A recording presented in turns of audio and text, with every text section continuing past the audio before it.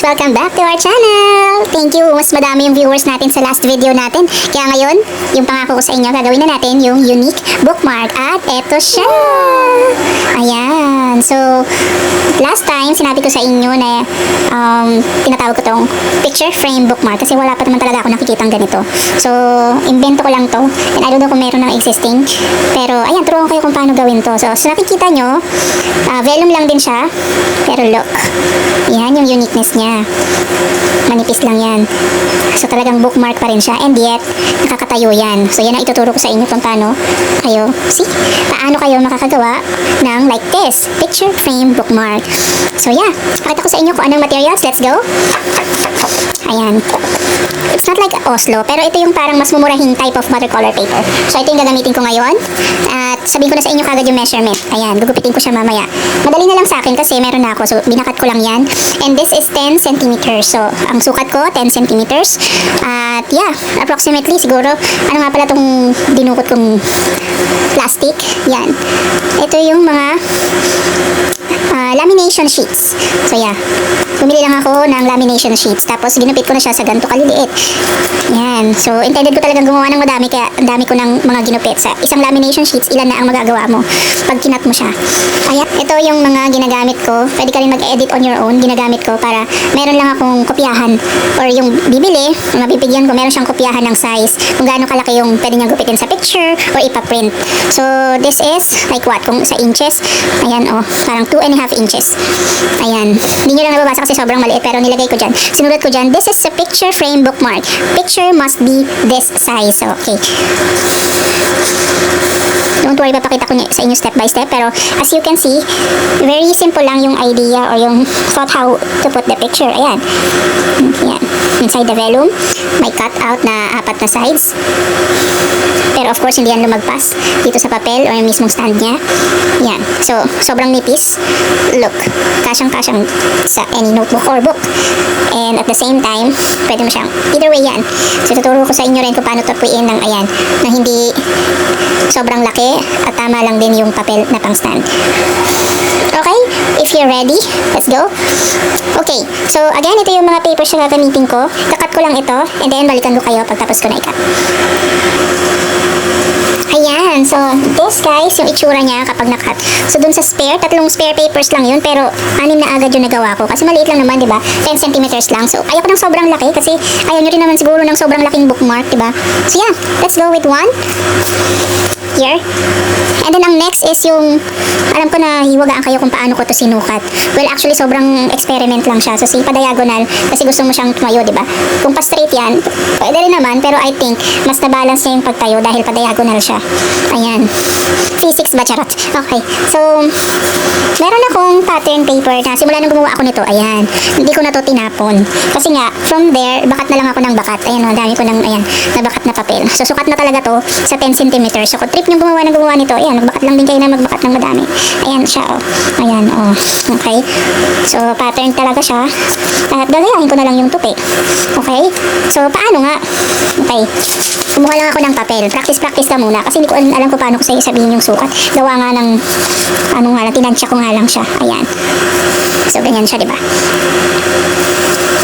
Ginawa ko, nga dito sa scratch paper. Nag-practice ako. Then, ang target ko nga is pa-diagonal, diba? Ayan. Pinag-practicean ko lang. I want to do a pa-diagonal. Practice ba? Practice. Ayan. So, for instance, or gupitin natin to para mas kita natin. Ito, imperfect to kasi nga practice lang, di ba? So, ikaw din, practice ka lang din ng practice hanggang sa makakuha ka ng right pattern para dun sa mga stand mo. In the future, ayan, di ba? Madali lang naman siya.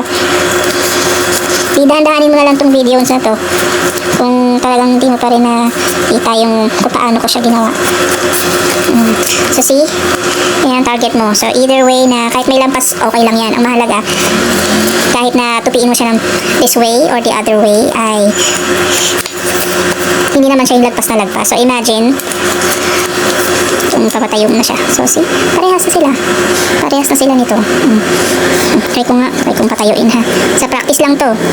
See? Patayo siya. So, imagine kung iguglo ko na siya. Same thing. Ganun din ang mangyayari. So, yeah. That's a scratch paper. So, again, para mabilis, meron na akong actual kong pattern. Hindi ko na to tinatapon. Bakat na lang ako ng bakat.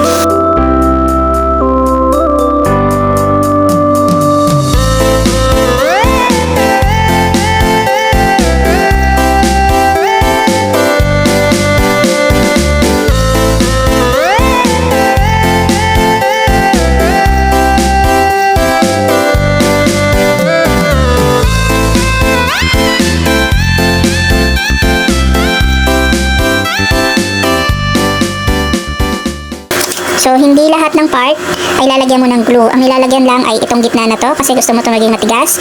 Kasi nga as a stand, ito yung dapat durable, pati yung gilid. Okay.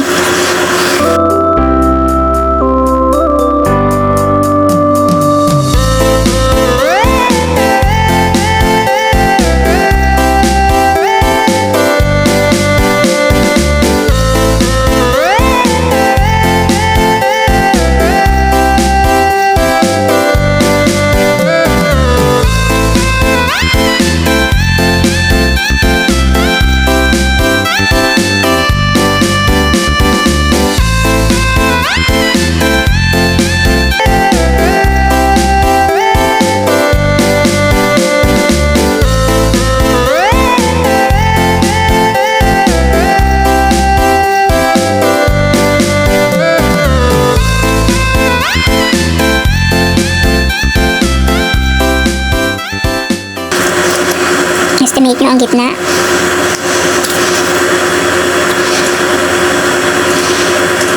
Yan.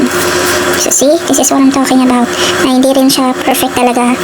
Na yun yung on all sides meron pa rin lagpas.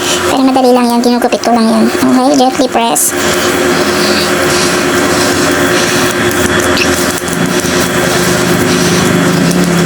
See?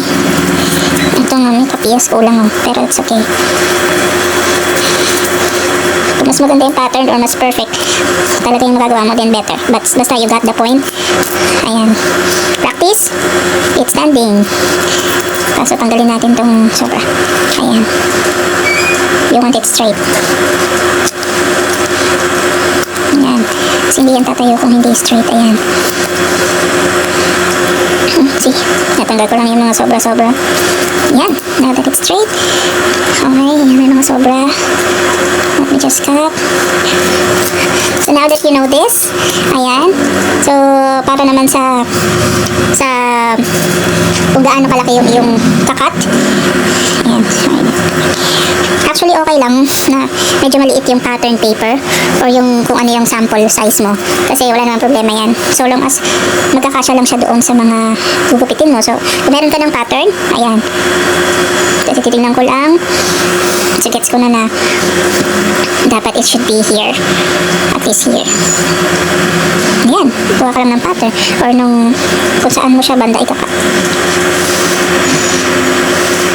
And remember, dahil hindi natin glue all throughout the sides, so meron dapat space dyan kung saan pag kinat natin, hindi siya tutuloy-tuloy hanggang sa pinakalikod.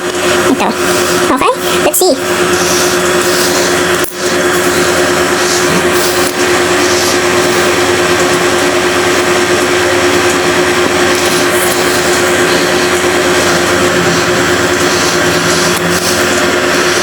Dinidiinan ng sobra kasi tatagos siya hanggang doon. Ayan. Ayaw mo kasi siyang tumagos hanggang dito sa. Kasi ang pangit tingnan pag tumagos yung papel dyan. Like here, hindi nyo naman nakita na tumagos yung plastic, right? Yung plastic tsaka yung paper. So, yan yung target mo. Kaya you just gently cut it. And make sure lang na makakasiksik yung plastic and yung image. Yan.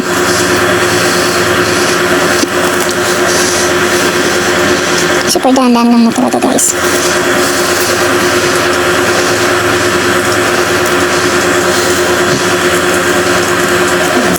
Yan. Be patient. Ayun, nakikita nyo. Kasi may lagayan lang siya. Okay, Yung moment of truth. Ay, let's see.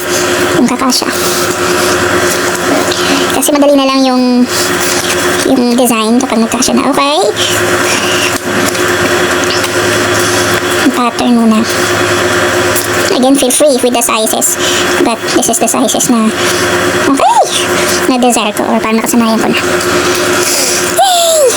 Kasya yung pattern paper. Now, the plastic or the cover. Kumbaga sa picture frame, yung glass niya. Wow! Wow! Yay! Natanggal. Yay! This is it! Yay! One down! I mean, we were able to do... Okay, yan, success! So this is how you do picture frame bookmark. Ayan, with the plastic and the pattern and with the string. So yeah, see? Dalawa na sila.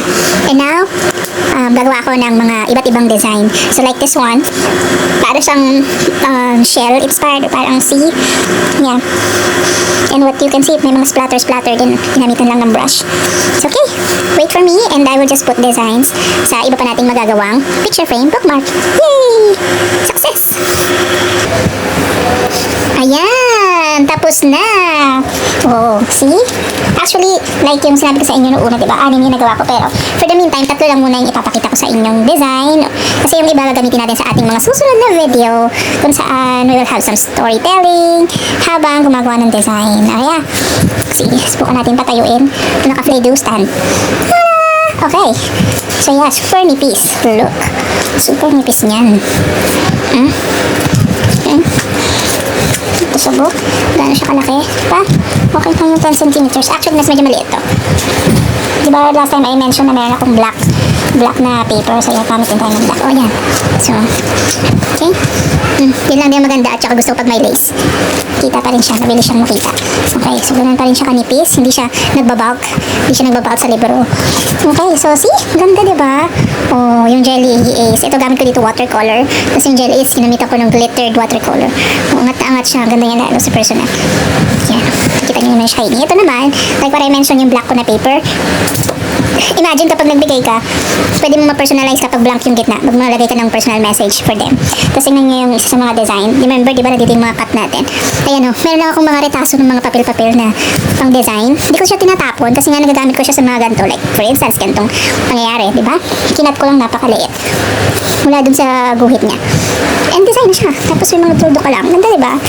Ito naman, nanghinayang kasi ako dun sa last nating video, di ba? Yung inspired from whatever or kung ano mga nasa paligid. Favorite kong design talaga kahoy-kahoy. Pero for some minsan, hindi ko naalala yung kahoy. So, hinabol ko siya. That's for the design. And let's see kung kasya yung ating mga pattern. The moment of the real truth kung successful ito ay magkasya ang mga bagay-bagay.